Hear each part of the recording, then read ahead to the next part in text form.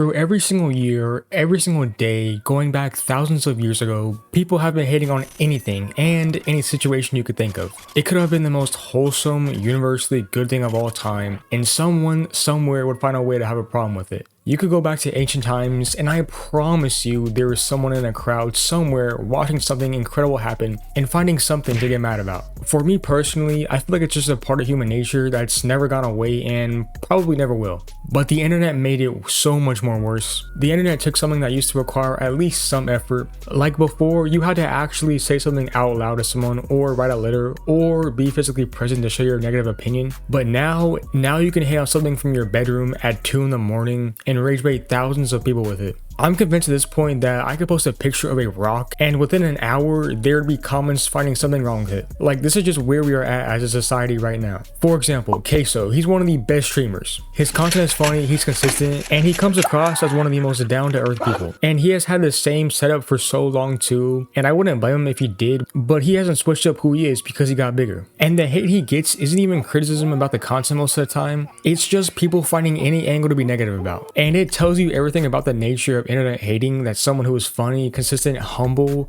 and genuinely entertaining still gets hate. Because at this point, it has nothing to do with the person being hated on. Queso is just the target of the day, tomorrow it'll be someone else. But literally all people want to do nowadays is to make some sort of problem just so they can find something to be mad about. This is kind of the same deal with the show adaptation of Invincible. And look, I read the comics, they're peak obviously, so I have context for what the show is trying to do, and I think the show is doing a pretty good job. And obviously they've changed some stuff that some people aren't happy about, but I like it. But the actual animation critiques, I can see where some people are coming from on it. The animation isn't the best, but they do turn it up for the fights that matter. Like, if you watch this, you already know the difference from the filler episodes to this. But considering they are releasing basically every year now, it really isn't as bad as some people make it seem. But people are acting like the animation situation is comparable to One Punch Man Season 3. And that's just not true. I understand it isn't anything crazy, but it is not this bad. And then there's a Thrag character design discourse, which look, I don't think it's that bad either. I'm not trying to glaze for real. If I didn't like it, I wouldn't watch the show. Is it exactly how I pictured him in the comics? Maybe not perfectly, but character adaptations from comics to animation never look exactly like the comic. And plus, it's a lot harder to animate than have one still drawing. But if you genuinely don't like the show, if the animation bothers you that much, if the design choices aren't working for you, if it's just not your thing, that's completely valid. Nobody is forcing you to watch it. You still have the comics. They're not going away. They will always be exactly what they are,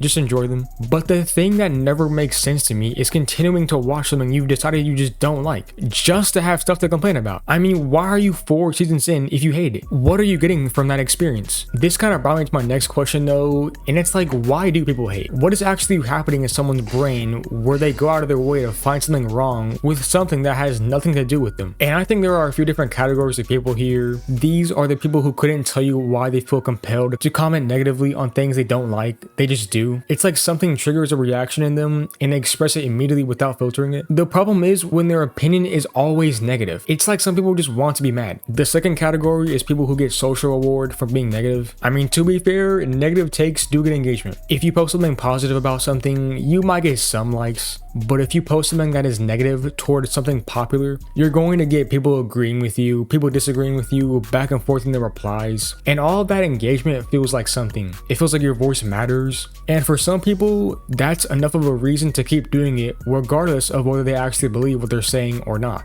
The third category though, and this is the one I find most interesting, is people who hate on things because it makes them feel better about their own situation. I mean, for some people, if they can find something wrong with a person who is successful or a thing that is popular, they feel a little bit better about themselves, and it just doesn't make sense, bro. As good as technology is now, a lot of people are chronically online, I'm not gonna lie. There's also a specific type of hating that happens that I want to call out because it's gotten really bad and I think it's worth naming, and that's hating on content creators and streamers and basically just people online in general in a way that's just so weird. These are people who have never met the person they're hating on.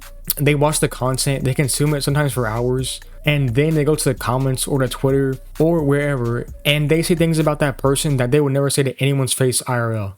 and they feel like they know this person because they watch so much of their content. And the reality of that person just being someone who makes videos online creates this weird dynamic where people feel entitled to have opinions about every aspect of someone's life and personality. And the thing is, content creators are just people. They are people who happen to post things online. They wake up, they have good days and bad days. They have things going on in their lives that have nothing to do with content. And then they also make videos or stream because that's their job. And somehow, just for doing that, the act of doing that publicly opens them up to a level of negativity that no normal person deals with. I mean, Queso isn't out here doing anything to anyone. He's playing games and being entertaining. And yet, there are people who have made being negative about him a hobby. That's a wild thing to type out, but unfortunately, it's just true. But I do want to make sure I'm being fair here, because I don't want to make it seem like all I'm saying is negative opinions are bad, because that's not what I'm saying. I understand criticism, it's necessary and important, and a world where everything gets a bunch of praise regardless of the quality is actually worse than the current situation. Bad things should be called out. You know, if a top creator is doing something bad, obviously, yeah, they need to be called out for it.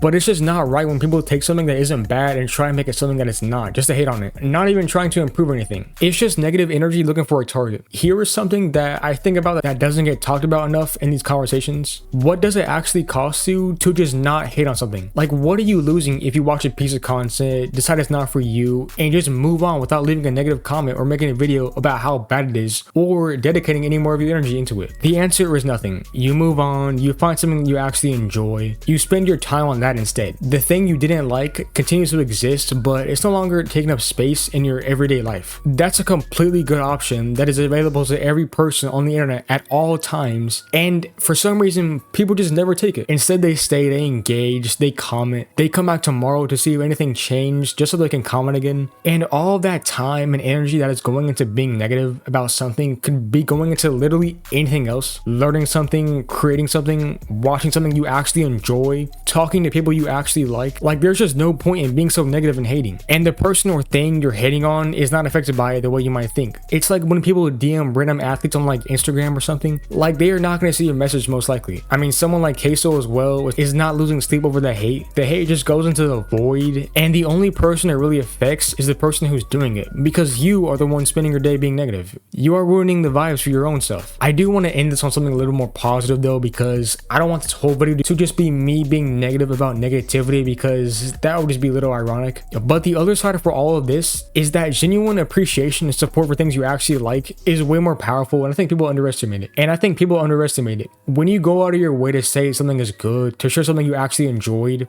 to tell a creator that their content made your day better, that actually does something. That actually reaches people, and it means a lot. Nothing cringe, but I love when people are just positive, bro. It gives me hope for the rest of the world. Moral of this video though, if you don't like something, just don't engage with it. Just move on and focus on positive stuff. Like, for real, you don't want all that unnecessary stress because of people rage baiting you. But yeah, now that I think about it, let me know in the comments some of the worst ways you've been rage baited, and leave some suggestions for future videos. That's all I gotta say about this though. I will see you guys in the next video. Peace.